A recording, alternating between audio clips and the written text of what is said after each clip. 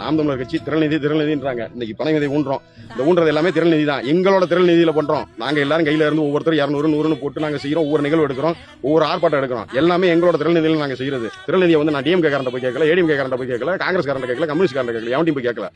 எங்க கை காசு, நாங்க எல்லாரும் சேர்றோம், நாங்க எல்லாரும் கை காசை போடுறோம். எங்க காசுடா, எங்க திரள்நிதிடா, எங்க கை காசு, எங்க உழைப்புல நாங்க போட்டு கொடுக்கறதுல உனக்கு அவ்வளவு வலிக்குதா? திரள்நிதி போற போக்குல சொல்லிட்டு போறது. நீங்க தான்டா திருட்டு நிதிய, நீங்க தான் திருட்டு நிதிய. அவ்வளவு பெருமை. இவ்வளவு வரைக்கும் இன்னைக்கு வரைக்கும் நீங்க மக்களை சுரண்டி எல்லாரும் நீங்க ஒவ்வொருத்தரும் எப்படி வாழ்றான்னு பாரு. ஒரு கவுன்சிலர் இங்க இருக்க டிஎம்கே கவுன்சிலர் வாழ்ற வாழ்க்கை கூட எங்க அண்ணனுக்கு கிடையாது. அப்படி பார்த்தா சரியா? ஒட்டுமொத்தமா ஒரு நிகழ்வு எடுக்கட்டும், மொத்தமாவே இதை எடுத்து பண்ணுவாங்க.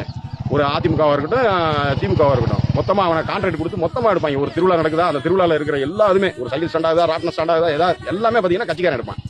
நாங்க எந்த கட்சிக்காரங்க நாங்க எடுத்துட்டு இருக்கோம்? இன்னைக்கு வரைக்கும் மக்களுக்காக நின்றுட்டு இருக்கோம். திரள்நிதினு இனிமே பேசுறதை நிப்பாட்டிக்கங்க. திரள்நிதிங்கிற வார்த்தையே முதல்ல தவறு. அதை வந்து எங்களுக்கான உண்மையில உரிமைப்பட்ட வார்த்தை. எங்களுக்கான நீங்க பேசுறது தவறு. எங்களுக்கு உரிமைப்பட்ட வார்த்தை அது. ஏன்னா எங்களோட ரத்தம் எல்லாருமே நாங்க செலவு பண்றோம், நாங்க சேர்த்து வைக்கிறோம், சேர்த்து வச்சு உழைக்கிறோம், உழைக்கிற காசை வச்சு நாங்க போடுறோம், நிகழ்வு எடுக்கிறோம். இதே மாதிரி முடிஞ்சா செய்ய பாருங்க. அதிகாரம் இருந்து அதிகாரத்தை வச்சு நீ என்னத்தை செஞ்சு வைக்க போறீங்கன்னு எங்களுக்கு ஒன்றும் தெரியல. இந்த வேலையெல்லாம் நீங்க செய்யறதுக்கு பழகுங்க. நன்றி.